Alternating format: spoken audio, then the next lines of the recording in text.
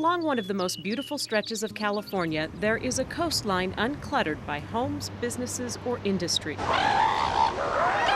Halfway between San Francisco and Los Angeles, there is still about a 100-mile stretch where Mother Nature is still the main attraction. Whoa, look it! In the middle of all this, where the mountains meet the majestic Pacific, stands a palace where no one lives, but you can visit. The main house is 115 rooms. There are 3 guest cottages that total 50 rooms. That's 165 rooms at this estate. Hearst Castle was a nearly 30-year project and dream come true for media mogul William Randolph Hearst. Mr. Hearst called it La Cuesta Encantada, the Enchanted Hill. Long before this hill was known for its castle, it was a childhood playground of young William Randolph. This spot and tens of thousands of acres around it all belonged to his father, George Hearst. As a young boy, he camped on this hilltop with his mother and father. They called this Camp Hill at that time. In 1919, William was 56 years old and inherited Camp Hill, as well as the 250,000 acres around it. Every sweeping view one can consume from this hilltop was his. He wrote a letter to architect Julia Morgan saying he'd grown too old for camping in tents and would like to build a little something. And here we are standing in this little something, the 64,000 square foot mansion, Casa Grande, on this hilltop, La Cuesta Encantada. The two would spend nearly 3 decades building what is today one of the most famous tourist attractions in California. Hearst Castle is one of the finest museums in America. It's a house museum.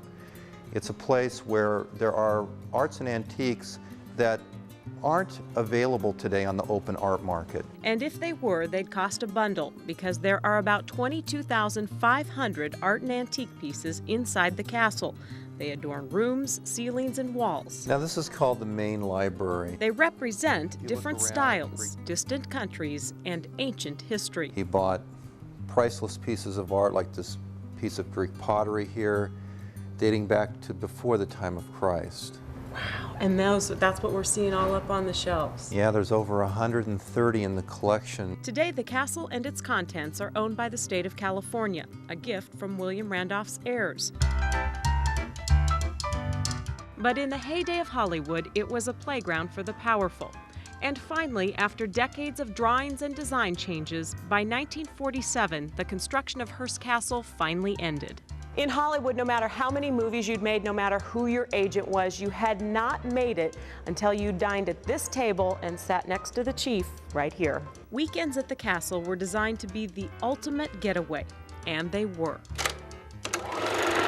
He might ask his projectionist to put on a movie that maybe his girlfriend Marion Davies was starring in, or maybe a movie he produced, Young Mr. Lincoln starring Henry Fonda. This is where the most famous names of the silver screen could get a little R&R.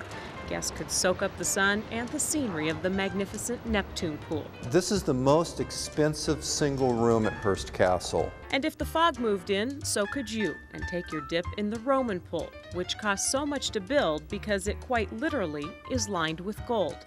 It took 10 men 3.5 years to set more than 1 million handmade glass pieces, many filled with 22-karat brilliance. But it's not just glass, it's Murano glass from the island of Murano in Venice, Italy. It was all designed to make a visit to Hearst's home heavenly. An evening tour today, and you will see how the hand-carved alabaster lamp globes sitting atop their marble lampposts reflect as moons in the water below against a backdrop of celestial gold. This is like standing at the top of the world.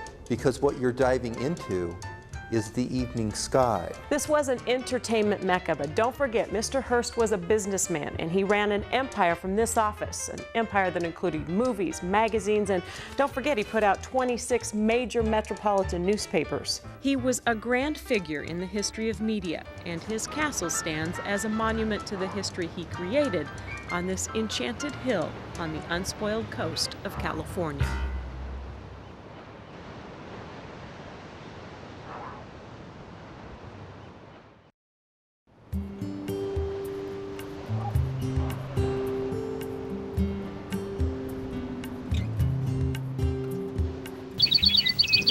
There is no Disneyland here, and if you're looking for the hustle and bustle of Los Angeles, this is not the place to be. But if you're up for a little slower pace, some sunshine and beautiful scenery, the Central Coast of California just may be the ticket. About 3.5 hours north of Los Angeles, 4 hours south of San Francisco, is San Luis Obispo County, and it is a great getaway this time of year. There is no dead of winter here, and there is plenty to do. A tour of Hearst Castle on the coast can be paired with a wine tour just a few miles inland. Tasting is complimentary at most of the area wineries, and the views on your drive or ride from one to another are beautiful. Have a good day. This is a fun area to go wine tasting in because it's a little bit off the beaten path still.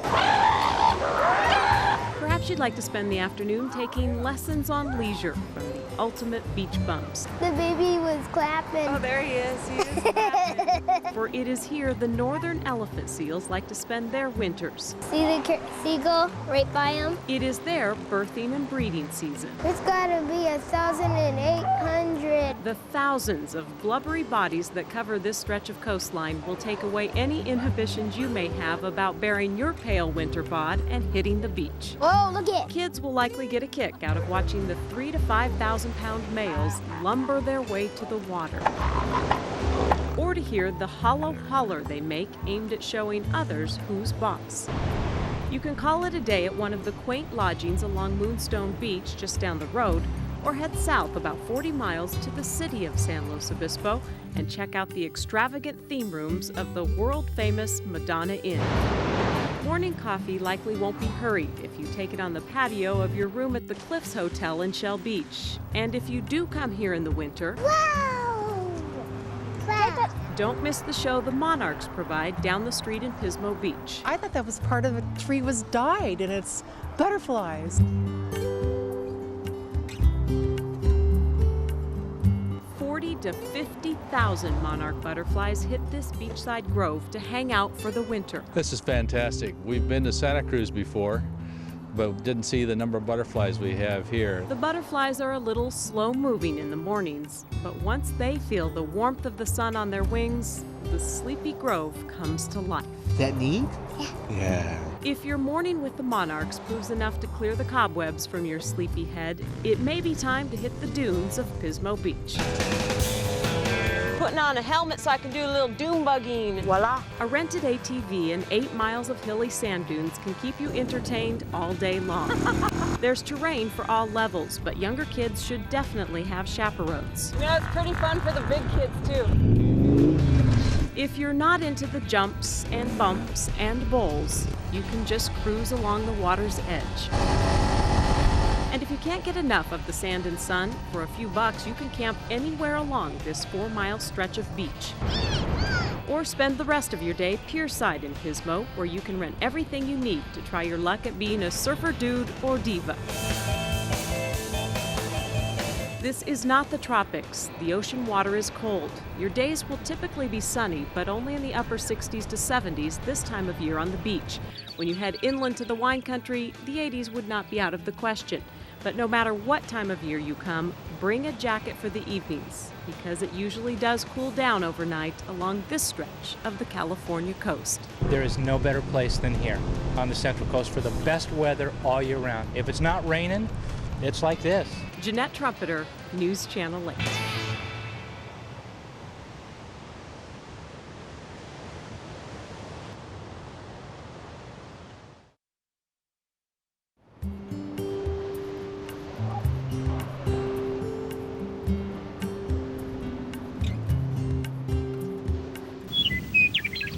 Welcome to Wine Country, Central Coast style.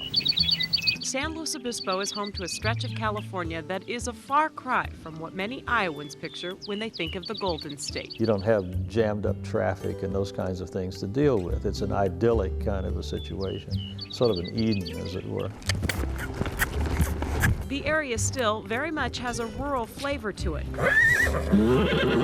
Its diverse terrain includes miles of coastline, mountains, valleys, and the kind of climate that is a welcome escape from March in Iowa.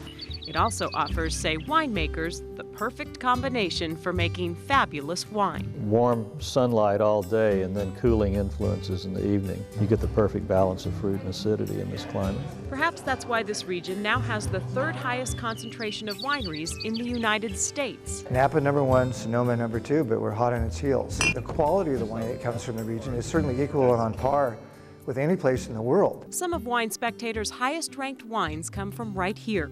Check the wine list at your favorite Iowa restaurant, and you may find a Chardonnay from the Edna Valley. It's just delicious. It sits in southern San Luis Obispo County, just a few miles from the beach. In North County, the Paso Robles area produces reds you'll likely recognize. You'll have no problem finding a host of award-winning Merlots, Cabernets, and Zinfandels. You will also find tasting rooms with room to wander, winemakers who are never far away, and options no longer available at most of the wineries in larger areas. We have an inn, we have a restaurant, and those things are totally illegal in Napa or Sonoma. Justin and Deborah Baldwin own Justin Vineyards. Their flagship, Isosceles, has an impressive resume of awards, including being one of Wine Spectator's favorites.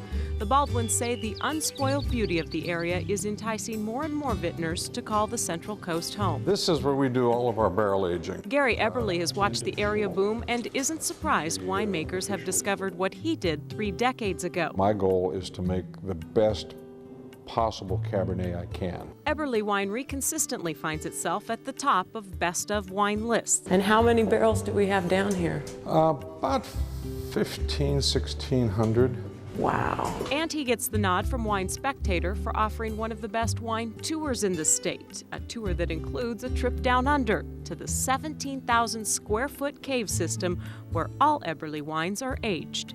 And you do that because you want the wines in the barrel to sit in an atmosphere that is high humidity, constant temperature, and no air movement. Built for function, the caves have proven a draw for visitors as well. It's such a nice area, and people can come down here and have a little catered lunch and taste, special wines, and they just love it. A larger dining room is also available for private parties, complete with a list of caterers to choose from. Alas, there is plenty of luxury to be found among the rural charm of this growing wine country.